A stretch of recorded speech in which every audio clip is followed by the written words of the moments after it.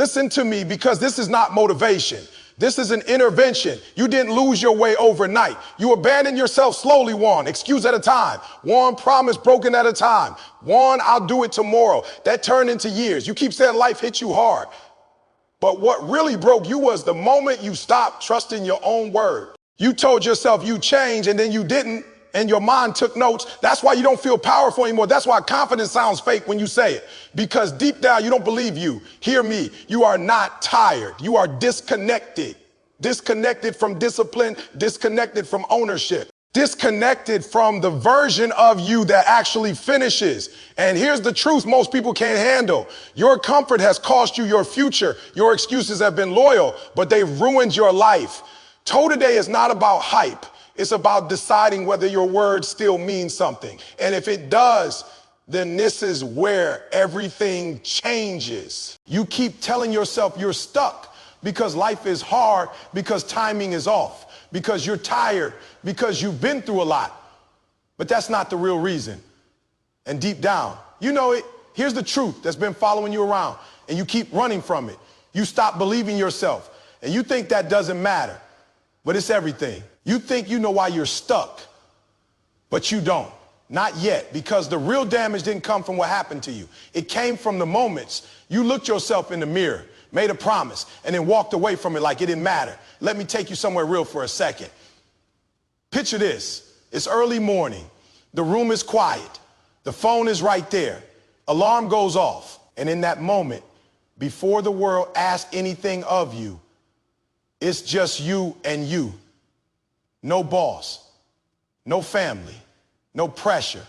Just a promise you made last night when you were tired of being tired. Tomorrow, I'm getting up. Tomorrow, I'm starting.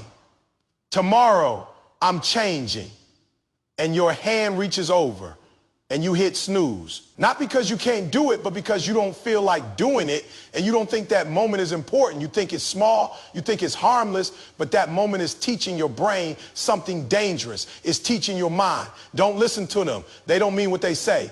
That's the real problem. Not motivation, not discipline, trust. You broke trust with yourself. You want confidence, but you don't keep commitments. You want to feel powerful, but you keep choosing comfort. You want to be proud of yourself, but you keep letting yourself slide.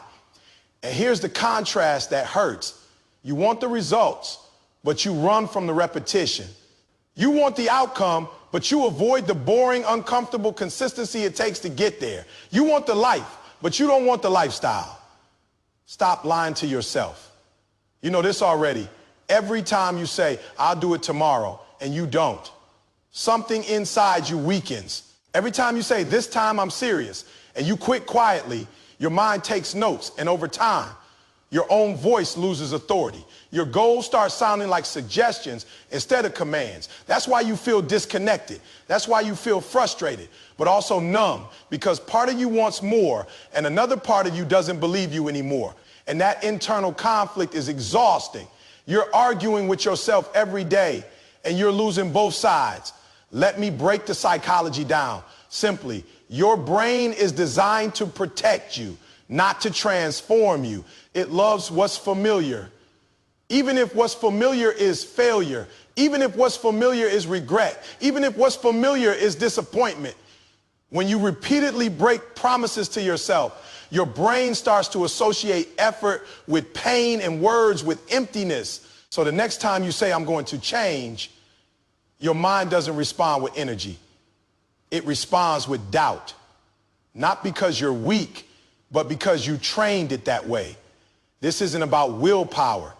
This is about conditioning. You condition yourself to quit quietly. And here comes the hard line. So brace yourself. You are not lacking discipline. You are lacking self-respect. And that's not an insult. That's an invitation, because self-respect is built, not wished for. And it's built in the smallest moments, not the biggest ones. The moments nobody sees, the moments that don't get applause, the moments where it's just you proving to you that your word still means something. Here's the tool, and don't overthink it, because overthinking is how you've been avoiding action. When you say you're going to do something, you don't wait to feel ready. You don't negotiate. You don't scroll. You don't stall. You count down in your head 5, 4, 3, 2, 1, and you move your body, not your emotions. Your body just start 2 minutes. That's it. You don't finish, you don't perfect, you don't dominate. You start because the lie starting tells your brain, we're doing what we said, and that rebuilds trust. Let me show you what this looks like in real life. You're sitting on the couch after work. You're tired. You told yourself you work out, read, study, write, apply, train, whatever it is. And here comes the familiar voice. You've had a long day, start tomorrow. That's the moment, not later. That moment, instead of debating it, instead of arguing with yourself, you say 5, 4, 3, 2, 1. You stand up and you do 2 minutes. Just 2 push-ups, pages, notes, shoes on, door open. That's it. And here's what happens. Even if you stop after 2 minutes, you win because you did what you said. You didn't betray yourself. And that matters more than the volume of the work. Do that enough times and something shifts. You start walking differently, talking differently. You stop hyping yourself up and start trusting yourself. You stop needing motivation because you've built credibility. You become someone whose word has weight, not on social media, not to other people, to yourself. And that's a different kind of power. That's quiet confidence. That's unshakable because it's earned. Hear me clearly now. You don't need to do everything. You need to do the next thing you said you would do. That's it. Stop trying to become a new person overnight. Become an honest one first. Honest with your time. Honest with your effort. Honest with your excuses. Because right now, the reason your dream feels far isn't because it's impossible. It's because you don't trust the person chasing it. And until you fix that relationship, nothing else sticks. So here's your challenge. And this is not optional. If you're serious today, not tomorrow, not next week, today, make one small promise to yourself and keep it, no matter how you feel, not a big one, a real one. And when your mind tries to talk you out of it, you remind yourself, I owe it to me. I owe it to me. And you do it anyway. Because every time you keep your word, you're not just completing a task, you're rebuilding an identity. You're becoming someone who shows up, someone who finishes, someone who doesn't need hype to move. Stop waiting on a breakthrough. This is it. This is the work. This is the moment where you stop letting yourself down and start becoming someone you can rely on. Do it today. Not because it feels good, but because you're done breaking promises to the one person you can't afford to lose. You think you know why you're stuck. And that's the dangerous part, because you've gotten real comfortable with the story you tell yourself about why your life looks the way it does. But that story is protecting you from the truth. You say it's the job, the timing, the economy, the people, the past, the cards you were dealt, but you don't really believe that. Not all the way, because late at night when it's quiet and nobody's watching, there's a small voice in you that keeps asking the same question over and over again. What if it's me? You think you know why you're here, but you don't. Not yet. And until you face this, nothing changes. Let me paint a scene you know too well. You're driving home after another long day, sitting at that same red light you always sit at. Radio low, phone buzzing, mind heavy, and you're replaying the same complaints. You've been rehearsing for years. They don't see my value. I've been overlooked. If I just had a better opportunity. And in that moment, it feels real. It feels justified. It feels true. But what you don't want to admit is that you've been at this same light before. Same frustration, same excuses, same conversation in your head, just in a different year. Different calendar, same patterns, same results. Here's the real problem. And I'm not going to dance around it. You keep blaming life for a pattern you created. Not once, not twice, repeatedly. And I know that hurts, but listen to me with an open heart. You didn't end up here by accident. You ended up here by routine. You say you want more, but you keep doing what's familiar. You say you want change, but you keep protecting the behaviors that keep you stuck. That's the contradiction. You want a different life, but you defend the same habits. You want growth, but you fight accountability. Stop lying to yourself. You know this already. Every time something doesn't go your way, you reach for an excuse like it's a life raft. Not because you're weak, but because excuses feel safe. Excuses let you stay who you are without confronting who you need to become. And here's the harsh line you don't want to hear but need to. As long as you blame something outside of you, you give away the power to change what's inside of you. Read that again in your mind. Feel that, because that's the trap. Blame feels relieving in the moment, but it robs you in the long run. Let me break the psychology down simply. Your brain is wired to protect your identity, not your potential. Whatever you've been doing consistently, your mind labels as who you are. So when evidence shows up that challenges that identity, like responsibility, discipline, or ownership, your brain pushes back. It says, that's not us. So instead of adjusting behavior, you adjust the story, you rationalize, you minimize, you point outward. And every time you do that, you strengthen the loop. Same choices, same explanations, same results. And after a while, it starts to feel like fate, but it's not fate, it's familiarity. Here's the contrast that should wake you up. You want freedom, but you keep choosing comfort. You want control, but you refuse responsibility. You want respect, but you avoid ownership. And I'm not saying life hasn't hit you. I'm not saying it hasn't been unfair. I'm saying unfair didn't finish the job you did by repeating what you already knew wasn't working. That's the part we don't like to admit. Now listen closely, because this is where it turns. The moment you stop asking, why is this happening to me, and start asking, what am I doing at, keeps creating this, everything changes. That question is uncomfortable. It removes your cover.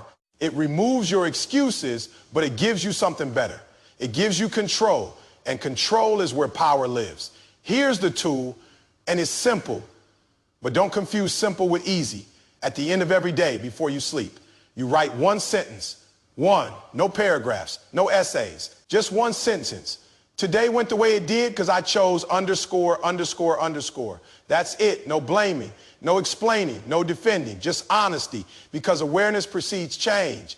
And until you see your role clearly, you can't rewrite it. Let me show you how this looks in real life. You come home frustrated. Maybe you snapped at someone. Maybe you didn't do what you said you do. Maybe you wasted time and now you're mad at the clock. Instead of saying, this day was trash, you sit down, you breathe, and you write, today went the way it did because I chose to procrastinate, or because I chose comfort over focus, or because I avoided a hard conversation. And when you see it on paper, it stings. Good. That sting is awareness, waking up. That sting is you taking your power back. Do that consistently, and something shifts inside you. You stop feeling like a victim of circumstances and start seeing yourself as the common denominator, not in a shameful way, but in an empowering one. You realize, if my choices built this, my choices can rebuild it. And that realization is dangerous in a good way, because once you see your role, you can't unsee it. You can't hide from it. You can't keep telling the same old story without feeling the lie. This is the identity shift. You stop being someone life happens to, and you become someone who happens to life. You stop waiting for permission, timing, or validation, and you start moving with intention. You become someone who owns outcomes, not someone who explains them away. And ownership changes how you walk, how you speak, how you decide. It puts weight in your voice. It puts direction in your actions. So here's your challenge, and I need you to hear this with urgency, because you don't have time to wait. Today, the next time something doesn't go your way, resist the urge to point outward. Pause. Ask yourself the hard question. Write the sentence. Own your part, not tomorrow. Today, because every day you refuse responsibility, you reinforce helplessness. And every day you take ownership, you build authority over your life. I'll leave you with this and let it sit heavy on you. You are not stuck because life is unfair. You're stuck because you keep choosing familiar pain over unfamiliar growth. But the moment you decide to own it, the moment you stop blaming and start leading yourself, everything begins to shift, not magically, not instantly, but permanently. And that's the kind of change you've been saying you want. Now prove it. You keep telling yourself you're waiting for the right moment, the right energy, the right feeling, the right version of you to show up. And that lie sounds responsible, but it's costing you your future. Here's the truth. You've been avoiding, And I need you to hear it all the way through. You are not stuck because you're unprepared. You're stuck because you keep waiting to feel ready. And you think that makes sense. You think that's wisdom. You think that's patience. But it's fear wearing a nice suit. You think you know why you haven't moved yet. But you don't. Not yet. And by the time this is over, you will. Let me take you into a moment you know too well. You're sitting there late at night, phone in your hand, scrolling past other people doing the thing you keep telling yourself you're going to do. Soon, you feel that tightness in your chest, that mix of inspiration and jealousy, hope and shame. And you tell yourself, I'm just not there yet. I need more confidence. I need to get my mind right. But what you don't say out loud is the real thought. What if I try and it proves I'm not who I thought I was? So you don't move, you plan, you prepare, you wait, and the waiting feels productive.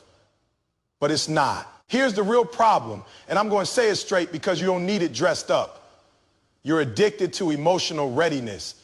You keep telling yourself you'll act when you feel motivated, when you feel confident, when you feel less afraid. But here's the contrast that should shake you awake. You want momentum, but you demand comfort first. You want progress, but only if it doesn't challenge yourself.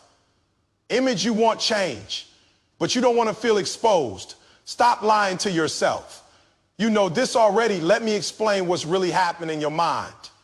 Your brain doesn't reward intention. It rewards action. Confidence is not a prerequisite. It's a byproduct. But every time you wait to feel ready, you teach your nervous system that hesitation is safety. Your brain learns. We don't move unless it feels good. And once that pattern sets in, discipline never even gets a chance. You don't lack ability, you lack initiation. And the longer you wait, the heavier the first step feels. That's why starting feels so hard. Not because you can't do it, but because you've trained yourself not to here's the hard accountability moment. And I need you to sit with it. You are not confused. You are avoiding discomfort. You are not overwhelmed. You are delaying exposure. You are not waiting for clarity. You are waiting for courage. And courage only shows up after you move. That's the part nobody tells you. That's the part you've been hoping wasn't true, but it is. And until you accept that, you're going to keep standing at the edge of your potential, watching other people live what you keep rehearsing in your head. Now listen carefully, because this is where everything shifts if you let it. Action comes before belief. Movement comes before motivation. You don't feel your way into doing. You do your way into feeling. Say that to yourself. You do your way into feeling. You do your way into feeling. You do your way into feeling. Every time you wait for your emotions to line up, you give them control. And your emotions were never meant to lead your life. They were meant to respond to it. Here's the tool, and it's simple on purpose because complexity has been your hiding place. When you feel the urge to plan, prepare, or postpone, you immediately take the first physical step of the task before your mind gets a vote. No thinking, no hyping, no journaling, just movement. Shoes on, laptop open, pen to paper, door unlocked. That's it. The rule is this: act before the excuse finishes its sentence. Let me show you what this looks like in real life. You wake up and tell yourself you're going to work on that thing today. The business, the application, the workout, the study session, the conversation you've been avoiding. Then the thoughts come in fast. I didn't sleep well. I'll do better later. I want to be fully focused. That's the moment right there. Instead of debating it, instead of waiting for motivation to show up like a guest who's always late, you move your body, you sit up, you stand up, you open the file, you step outside. You don't finish the whole thing.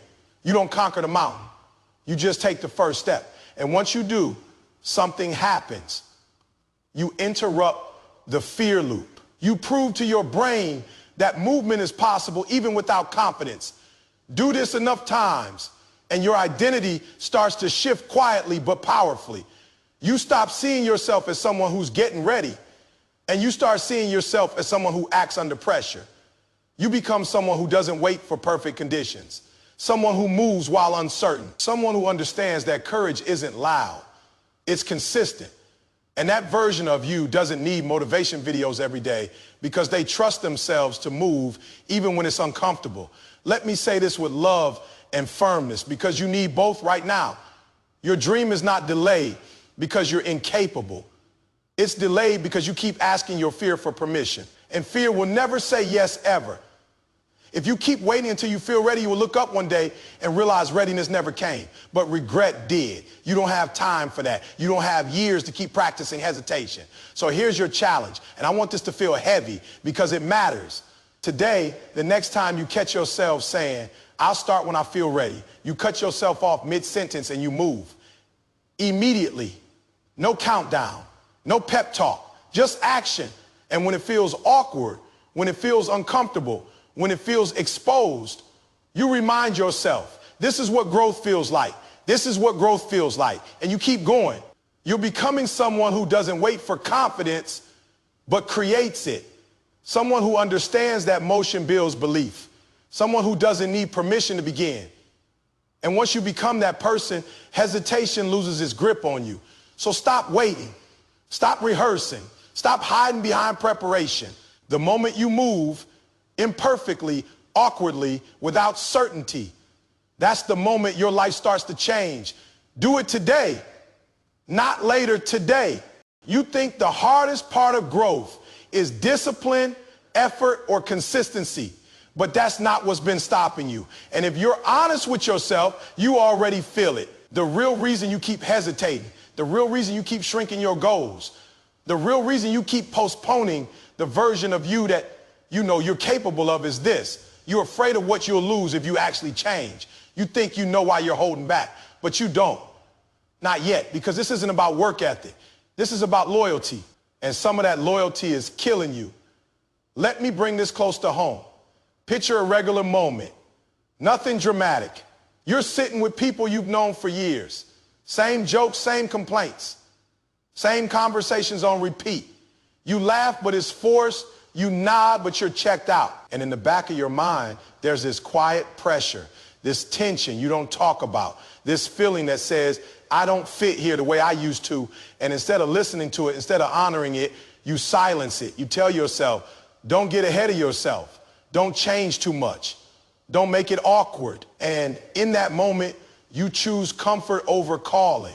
Again, here's the real problem. And I'm not going to soften it. You're staying loyal to people, places, and patterns that benefit from you staying the same. Not because they're evil, not because they don't care, but because your growth exposes their stagnation. And instead of dealing with that tension, you carry it for them. You shrink so nobody else has to feel uncomfortable. You want more, but you're scared of being misunderstood. You want evolution, but you're addicted to approval. Stop lying to yourself. You know this already. And let me say something that might hurt but needs to be said. Every time you choose to stay quiet, stay small, stay agreeable when you know you're meant for more. You're not being humble. You're being afraid of judgment, afraid of distance, afraid of being talked about, afraid of outgrowing people who only know the old version of you. And here's the harsh accountability line. You are sacrificing your future to protect relationships that don't require you to grow. Sit with that. Feel that, because that's the cost. No, let's talk about why this is so hard psychologically. Because you're not broken. You're human. Your brain is wired for belonging. Belonging equals safety. Safety equals survival. So when growth threatens belonging, your nervous system goes on high alert. It says, careful, this might isolate you. That's why every time you start moving differently, thinking differently, demanding more from yourself, there's an internal pull to go back. Not because growth is wrong, but because separation feels dangerous. But here's the truth. Nobody told you early enough. Growth is lonely before it's liberating. And if you don't accept that, you'll keep choosing familiar faces over unfamiliar futures. Let me give you the contrast clean and clear. You want to be respected, but you're afraid to be talked about. You want to lead, but you don't want to disappoint. You want to rise, but only if everyone can come with you. And that's not how this works. Everybody can't go. Everybody won't understand. Everybody won't clap. And waiting for universal approval is how you quietly abandon yourself. Here's the tool, and it's uncomfortable by design. For the next 7 days, you make one decision a day without explaining it to anyone. No justification, no over communicating, no defending your choice, just action. Silence, follow through. Because every time you explain yourself unnecessarily, you're asking for permission to be who you already know you need to be, and you don't need permission to grow. Let me show you what this looks like in real life. You decide to wake up earlier, to train harder, to study more, to work late on your dream, to say no to something that doesn't align anymore. And someone asks, why are you doing all that? Oh, you would over-explain, soften it, joke it away, new. You says, because it matters to me. And that's it. No apology, no guilt. And when it feels awkward, when the silence hangs in the air, when you feel that urge to fill the space, you resist it. That discomfort is you choosing yourself. This consistently, and something powerful happens. You stop negotiating your evolution. You stop needing validation for every step. You become someone who can sit in misunderstanding without collapsing. Someone who understands that approval is optional, but growth is not. Your posture changes, your energy changes. People start responding to you differently, not because you demand it, but because you respect yourself enough to stand firm. Now hear this part with your whole chest. Outgrowing people does not mean you're better than them. It means you're being honest about where you're going. And pretending you're not changing doesn't preserve relationships. It poisons them slowly with resentment. You can love people and still leave the version of yourself that no longer fits. That's maturity. That's leadership. That's strength. Here's the identity shift. And this is the part you've been waiting for. When you stop shrinking to belong, you become someone who belongs wherever they stand. You stop being controlled by other people's comfort levels and start being guided by your own standards. You become someone who chooses alignment over acceptance, purpose over popularity, growth over guilt. And that person doesn't need to announce their moves. They let results speak. So here's your challenge. And don't delay this, because delay is how fear stays in charge today. Make one decision that honors your growth, even if nobody understands it, especially if nobody understands it. Do it quietly, do it firmly. And when doubt creeps in, when guilt shows up, when that old voice says, don't change too much, you answer it with this: I'm not shrinking anymore. I'm not shrinking anymore. And you move forward anyway. You don't have time to keep betraying yourself to keep other people comfortable. You don't have years to keep choosing approval over alignment. If this message is hitting you, it's because you're already outgrowing something. You've just been afraid to admit it. Admit it today, act on it today, and step into the version of you that doesn't apologize for becoming who they were always meant to be.